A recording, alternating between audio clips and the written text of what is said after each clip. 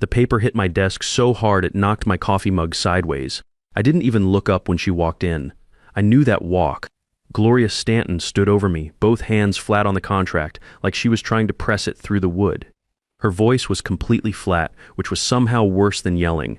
"Sign this non-compete, or I will blacklist you in 48 countries. Your career will be over. I have connections everywhere." I looked down at the document. Then I picked up the pen. "You're right," I said, meeting her eyes. "Connections are everything."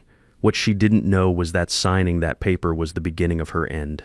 My name is Victor Caldwell. I'm 54. And what I'm about to tell you is how the worst day of my career turned into the best decision I ever made. Let me back up, because none of this makes sense without the full picture. I joined the firm at 49. Mid-size consulting company, solid reputation in domestic markets, but their international division was basically a folder of expired contacts and 3 underdeveloped country partnerships. Nobody had ever really committed to building it properly. They hired me specifically to change that. I threw myself into it. I was on calls with partners in Singapore at 2 in the morning. I flew to Sao Paulo on 48 hours notice to meet manufacturers who could help us build supply chains that didn't exist yet. I learned enough Mandarin and Portuguese to hold real business conversations, not tourist phrases, because I refused to let a translator be the only bridge between us and the people we needed to trust us. It was hard, long flights, missed dinners weeks away from home, but it was also the best work I'd ever done in my career. By year 2, we were operating in 9 countries. By year 4, we had 18 active markets and partnerships that were built on actual trust, not just signed agreements. That distinction matters more than most people in corporate offices understand. That's when Gloria showed up. She was brought in from outside, hired specifically to oversee international expansion, which was a little ironic given that I had built the whole thing from nothing. At first, she seemed sharp. She asked detailed questions about our processes, our key contacts, our approach in each market. I thought she was trying to understand what we'd built so she could help take it further. I was wrong. It started small. In client meetings, she would present strategies I had developed as if they were her own ideas. When we landed a major contract, her name appeared first in the company announcements. When trade publications wanted to interview someone about our international growth, it was always Gloria who ended up quoted. I told myself it was just how corporate politics worked at her level. I kept my head down and kept building. The breaking point came with the Africa expansion. I had spent 8 months on that project, 8 months of relationship building across 6 countries, navigating different regulatory environments, learning how business trust actually works in those markets, flying out personally when things got complicated. It was the most careful and patient work I'd ever done. When we finally locked down a major contract that positioned us as a dominant player in that region, Gloria scheduled a board presentation. She invited me to attend. I assumed that meant I'd finally get some recognition for the work.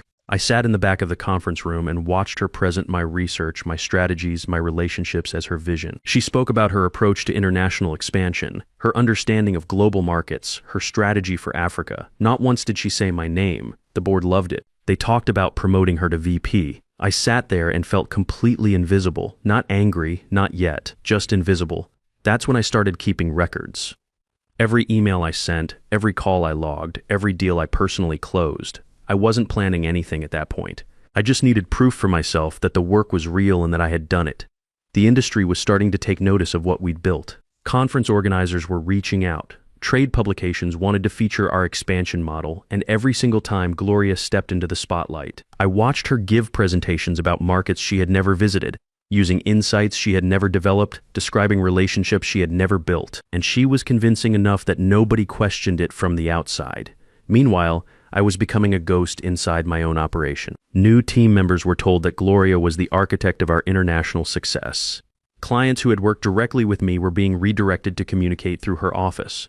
I was being written out of the story of my own work. I kept telling myself that excellence would eventually be recognized, that if I just delivered better results, the truth would become impossible to ignore. That was a mistake in thinking that took me too long to correct. The opportunity came through a recruiter. A smaller firm focused on emerging markets was looking for someone to lead their Asia expansion. The role was built around everything I had spent 5 years learning. The interviews were unlike anything I had experienced in a long time. These people had done their research. They knew what I had actually accomplished, regardless of whose name appeared on the official reports. They asked about my real experiences and they listened carefully to the answers. When they made the offer, I didn't accept immediately. part of me still wanted to give the firm a chance to acknowledge what they were about to lose. I requested a meeting with Gloria. I told her about the offer and said I was hoping we could talk about my future at the company. Her response was immediate and dismissive. "Victor, I think you're overestimating your contribution to our international operations. You've been involved in implementation, but the strategic vision has always come from leadership. If another company wants to hire you for that kind of work, that's your decision to make." Implementation. 5 years of building one of the most successful international divisions in the industry, and she reduced it to implementation. I asked for a few days to consider my options. That was the mistake. I told her too much, including the title, the scope of the role, and what they were offering financially. I watched something shift behind her eyes when I said it out loud. She had just realized that another company valued me in a way she had been pretending wasn't possible, and that scared her. 3 days later, she called me into her office. That's when the contract hit my desk. The original non-compete I had signed 5 years earlier was standard. 1 year, direct competitors only, no soliciting clients for 18 months. Reasonable terms that I had no problem with when I signed them. This new document was something else entirely. 3 years instead of 1. Any company operating in overlapping markets, not just direct competitors. No professional contact with anyone in the firm's network. Not just clients, but vendors, suppliers, regulatory contacts, industry associations.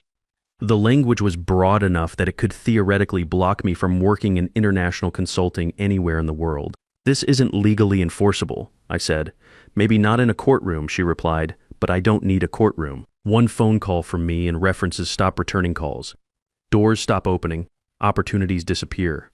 I have relationships with every major firm in this industry across 6 continents." She leaned forward slightly. "Sign this non-compete, or I will end your career in 48 countries. I have the connections to do it." I looked at the document for a moment, then I picked up the pen and signed it. "You're right," I said. "Connections are everything." Then I submitted my resignation, effective immediately, and walked out. She thought she had won. I could see it in her expression as I left, that satisfied look of someone who believes they just neutralized a threat. She had no idea what she had actually set in motion. My wife didn't panic when I told her that evening. She asked 2 questions. Did I have a plan, and did I believe in it? I told her I had 90 days to build one. She said, "Fine." That was the whole conversation. After 26 years together, she understood that I didn't walk away from things without a reason. For the next 90 days, I disappeared completely from the industry. No conferences, no professional events, no calls with former colleagues. To anyone watching from the outside, it looked like Gloria had done exactly what she threatened. Victor Caldwell had been quietly removed from the picture. But I wasn't sitting still. I spent those 90 days doing 3 things. First, I read that contract word by word, multiple times. Then I had 2 employment attorneys read it independently. What they found was genuinely useful. The contract was constructed to prevent me from competing directly or working with existing clients. But the language said nothing about creating a category of service that didn't exist at the time the contract was written. There was no clause covering advisory work that addressed problems the traditional consulting industry wasn't equipped to handle. The firm's lawyers had written the contract to protect against known competition. They hadn't accounted for something entirely new. Second, I reached out to contacts who had no connection to my former employer's client base. Vendors I had worked with independently, regulatory contacts in several markets, people at industry associations, academic researchers I had met at conferences over the years. None of these relationships were covered by any restriction in the contract. And these were people who knew my actual work, not the version of it that appeared in Gloria's presentations. Third, I studied. I had been so deep in execution for 5 years that I hadn't had time to look at the larger picture of where international business was heading. I spent weeks reading research on regulatory shifts, new trade frameworks, technology's impact on cross-border operations, and how cultural expectations in key markets were evolving faster than most traditional consulting firms could track. The old playbook was becoming outdated, and most established firms were too committed to their existing methodologies to adapt quickly. I wasn't. I had nothing to protect and 90 days to think clearly. By day 89, I had a complete business plan for something that genuinely didn't exist yet in the market. On day 91, I filed the paperwork. I called it Global Insight Advisory. The focus was helping companies navigate the intersection of technology regulation, cultural adaptation, and international market entry. Not management consulting in the traditional sense.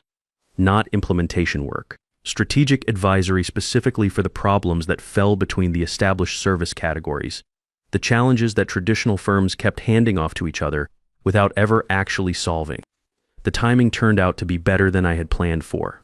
While I had been executing international expansion for my former employer, the world had been changing in ways that most of the industry hadn't fully absorbed yet. New trade agreements were reshaping supply chains, regulatory frameworks around data and technology were diverging sharply between major markets. Cultural expectations around partnership and trust in emerging economies were shifting in ways that companies trained on Western business models kept misreading. I had spent 5 years on the ground in those markets. I understood what was actually happening, not just what the reports said was happening. That gap between the report and the reality was exactly where Global Insight Advisory would operate. My first client came through Ted Ashworth, a strategic planning director I had met 2 years earlier at a trade conference in Chicago. His company was struggling to establish a real presence in Southeast Asia. They had already hired 2 different consulting firms, and neither engagement had produced meaningful results. When we sat down and I walked through what I was seeing in those markets, he stopped me about 20 minutes in. "Why didn't anyone tell us this before?" he asked. "Because the firms you hired were using frameworks built for markets that operated differently," I said. "The fundamentals haven't changed, but the execution has to." We agreed on a 3-month engagement. I was not optimistic about turning things around quickly, but I knew exactly what needed to be addressed first. The 3-month engagement worked better than I expected. Not because I did anything dramatic, but because I focused on the specific problems that had been blocking them instead of delivering a broad strategy document that would sit in a folder. By month 3, they had their first real traction in 2 Southeast Asian markets. They immediately hired us for expansion into African markets. Then they referred us to 2 other companies facing similar challenges. Word moved quickly through the networks I had been building for years. Not the official industry networks where Gloria held influence, but the informal connections between people who actually did the work. Project managers, regional directors, operations leads, regulatory specialists. The people who knew who actually solved problems when things went wrong and who just took credit afterward. By month 6, Global Insight Advisory had 7 clients across 4 continents. We were profitable by month 5. I had brought on 2 people I trusted from previous work, and we were already managing more than 3 of us could comfortably handle. For the first time in my career, my name was attached to my work. Every report, every presentation, every result had my name on it. Not because I was chasing recognition, but because there was no one else in the room to hand the credit to. It felt different than I expected. Not triumphant, just correct. Meanwhile, back at my former firm, things were coming apart in ways I was hearing about through the industry grapevine. Without the institutional knowledge I had spent 5 years building, Gloria was struggling to maintain relationships I had established. Partners were reporting communication breakdowns. Projects were running behind schedule and over budget. A new market entry in Southeast Asia had stalled completely because the approach being used ignored regulatory changes I had flagged internally 18 months earlier. She hired replacements, but none of them had the years of relationship history and market knowledge I had built. They were starting from zero in markets where success required deep established trust. You cannot shortcut that process. I knew that better than anyone. The annual International Business Conference was scheduled for October, about 7 months after I had started Global Insight Advisory. It was the most important event in the industry calendar. Major partnerships were announced there. Key relationships were reinforced, and my former firm had a prominent speaking slot. Gloria was scheduled to present their international strategy to an audience of over 2,000 industry leaders. I had been invited to speak on 3 panels. I declined all of them. I did not want any appearance of competing directly with my former employer, while the non-compete was still active. I was not going to give anyone a reason to question my integrity. Then Roy Pemberton called. Roy served on the board of directors at my former firm. He had heard about Global Insight Advisory through multiple channels and asked if we could meet. We had dinner at a quiet restaurant downtown, just the 2 of us. He was direct from the start. He asked detailed questions about our methodology, our client results, and how we saw the international consulting landscape evolving. About halfway through the conversation, he put down his fork and looked at me steadily. "Victor, I need to ask you something directly. Were you the primary architect of our international expansion over the past 5 years?" I chose my words carefully. "I was significantly involved in the development and implementation of many of those initiatives." "That's not what I asked," he said. He told me what he had been hearing. Ted Ashworth had mentioned that I personally flew to Singapore 3 times in a single month to resolve problems the firm's senior leadership couldn't address remotely. Renee Colburn from Pacific Dynamics said I had spent nearly 2 years building the relationships that made their joint venture possible. Scott Mercer from Global Supply Solutions told Roy that I was the only person at the firm who had ever understood their regulatory challenges well enough to actually help them navigate government approvals. Roy paused. "These people don't know Gloria Stanton exists. They have never heard her name, but every single one of them knows you." I didn't respond immediately. The contract I had signed prohibited me from disparaging my former employer or discussing internal operations with outside parties. Roy, I can't comment on internal company dynamics, I said, but I can tell you that I'm proud of the work I did and the relationships I built over those 5 years. He nodded slowly. I thought so. Then he told me what was actually happening inside the firm. Gloria was preparing her presentation for the conference the following week. But the board had been receiving increasingly alarming feedback from international partners. Projects were failing. Relationships that had taken years to build were deteriorating. Ground was being lost to competitors in several major markets. The board had started asking questions internally, and the answers they were getting didn't add up. Roy was not at the conference that week, but he called me the Monday after and described what had happened in enough detail that I could picture the room. Gloria had prepared a polished presentation, major achievements, ambitious growth plans, confident delivery. On paper, it probably looked strong. She made a critical error. She had based her remarks on outdated information and had fundamentally misread the current state of several key relationships. When she claimed credit for establishing a major partnership with a large Asian conglomerate, the CEO of that company was sitting in the front row. He interrupted her mid-sentence to ask why the joint venture she was describing bore no resemblance to the actual agreement they had signed. He also asked why their primary contact at the firm, the person who had personally worked with them for over 2 years, was no longer there. I heard about part of it a different way. A supply chain contact of mine who had been in the room sent me a text midway through her presentation. It said, "Is she reading from your slides?" I knew immediately what had happened. I recognized the structure of the deck she was using, because I had built the original version of it on a layover in Frankfurt 2 years earlier. When she discussed the Africa expansion, 3 different partners stood up during the presentation to ask why their contracts hadn't been honored and why communication had broken down so completely that they were now considering legal action. When she outlined plans for entering new markets, industry experts in the audience pointed out that her proposed strategies ignored regulatory changes that had been in effect for over a year, changes that made her entire approach unworkable from a compliance standpoint. By the end of her 30-minute presentation, the room was restless. The Q&A session turned into something closer to an interrogation. Partners were publicly questioning the firm's competence. Competitors were taking notes on every weakness being aired in front of 2,000 people. Board members in the audience were visibly uncomfortable. The aftermath moved fast. Within 48 hours of the conference, 3 major partners had formally requested emergency meetings to discuss their concerns about the firm's international operations. 2 clients had initiated reviews of their existing contracts. Trade publications were running articles questioning whether the firm could maintain its position in international markets. The damage to their reputation in a single afternoon was significant. Roy called me the following Monday morning. The board met an emergency session yesterday, he said. We are facing a crisis that we don't fully understand. Our international division is collapsing, and we don't know how to stop it because we never properly understood what made it work in the first place. He was quiet for a moment. Victor, we need help, not just outside consulting help. We need someone who knows our business, our relationships, our history in these markets. Someone who can help us understand what went wrong and build something that actually functions. What about Gloria? I asked. Gloria has been reassigned to our domestic operations. She will be managing our regional office in Denver going forward. I took a breath before responding.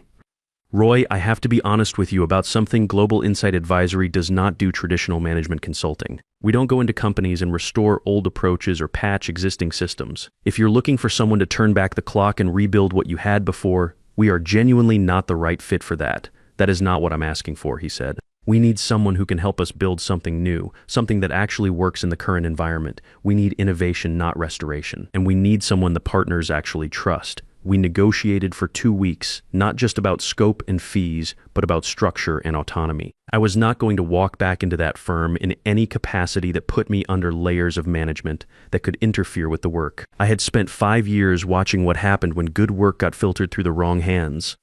The terms we agreed on were better than anything I could have imagined when I signed that non-compete contract 8 months earlier.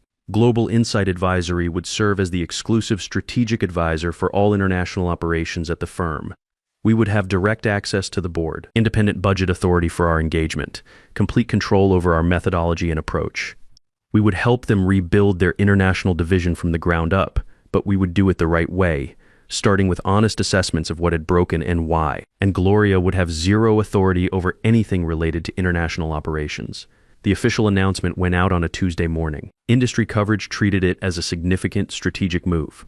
Partners and clients who had been concerned about the firm's direction over the past several months suddenly had a reason to stay engaged rather than walk away. 3 days after the announcement, I received an email that had been forwarded through several channels to reach me. It was from Gloria, addressed to the executive team with the subject line, "Concerns about external partnership." The message was exactly what I expected. She questioned whether it was appropriate to bring in a consultant with such intimate knowledge of internal operations. She raised the possibility of conflicts of interest. She suggested the firm should focus on developing internal expertise rather than relying on outside advisors. Roy's reply was copied to the entire executive team. "Gloria, thank you for your input. However, decisions regarding international operations are no longer within your area of responsibility. Global Insight Advisory was selected based on demonstrated expertise and a deep understanding of the relationships that are critical to our success in international markets. We are confident this partnership will restore our standing and open new opportunities. No further input on this matter is needed." I printed that email, folded it once, and put it in my desk drawer, not as a trophy. I want to be clear about that. I kept it as a reminder of something that took me too long to learn. For years, I had been waiting for someone else to recognize my value. I kept working harder, delivering better results, telling myself that if I just performed at a high enough level, the truth would eventually become impossible to ignore. I let someone else control the narrative of my own work for 5 years because I believed that excellence would speak for itself. It doesn't always work that way. Some people will take what you build and put their name on it regardless of how clearly the work speaks. And waiting for them to change is not a strategy. The real shift happened the moment I stopped trying to get recognized inside a system that was designed to keep me invisible and started building something outside of it entirely. Something that was mine by definition, where no one could walk into a boardroom and present my work as their vision. That's what those 90 days were actually about. Not revenge, not strategy in a calculating sense. Just the decision to bet on myself instead of waiting for someone else to make that bet for me. The partnership with my former firm lasted 2 years. We rebuilt their international division with approaches that fit the actual market conditions they were operating in. We restored relationships that had nearly collapsed. We opened 4 new markets using frameworks that became something of a model for other firms watching from the outside. Global Insight Advisory grew during those 2 years in ways I had not projected when I filed the paperwork on day 91. We went from a solo operation to a team of 6 people with offices in 2 countries and active client relationships across 6 continents. We were turning down projects by the end of year 1 because we could not take on more without compromising the quality of the work. That was a problem I had never had before, and I was fine with it. Trade publications started covering our approach to international expansion as something worth examining. Conference organizers who had previously booked Gloria to talk about work I had done were now calling to ask if I would speak about what we were building at Global Insight Advisory. Industry associations asked me to contribute to research on cross-cultural operations and emerging market strategy. For the first time in my career, my name and my work were the same thing. Nobody was standing between them. And Gloria, still in Denver, managing a regional office. I have no idea if she is good at it or not, and honestly, I stopped thinking about her a long time ago. That is actually the part of this story I want you to sit with for a moment. When she threatened me in that office, when she told me she would end my career in 48 countries, I think she genuinely believed that her connections were her power, that the ability to make phone calls and close doors was the thing that determined outcomes in this industry. She was not entirely wrong about how the game is played at certain levels. Politics and networks matter in corporate environments. I had watched them work against me for years, but there is a difference between connections and relationships. Gloria had connections. People who knew her name, who had taken her calls, who had been in the same rooms at the same events, a network built on visibility and title. What I had was different. I had partners in Southeast Asia who called me directly when something was going wrong because they knew I would give them a straight answer. I had contacts in African markets who had watched me fly out on short notice to stand in a room with them when a deal was falling apart. I had vendors and regulatory contacts who had seen me work through problems that other people had given up on. Those are not connections. Those are relationships. And you cannot blacklist a relationship. You cannot make a phone call that erases 5 years of someone showing up and doing the actual work.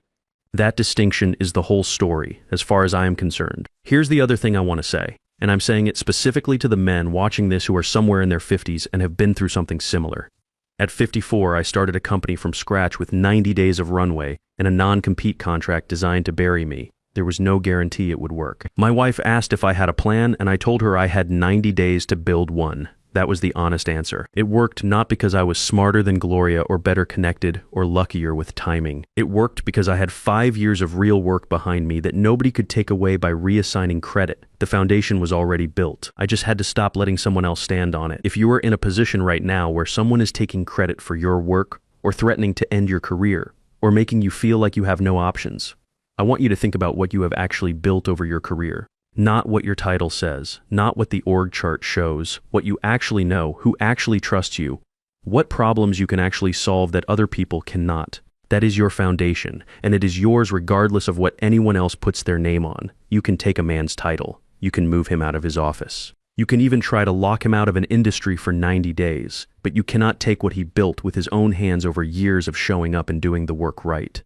The best response to a threat is not to fight it directly. It is to outgrow it. Build something they cannot control, develop relationships they cannot manipulate, create value they cannot diminish. Then watch as their threats become irrelevant and their names become footnotes in the story of what you built. If any part of this resonated with you, drop a comment below and tell me where you're watching from. And if you have been through something like this, I want to hear how you handled it. We are all stronger than someone else's opinion of us. Sometimes the best move is just refusing to stay buried.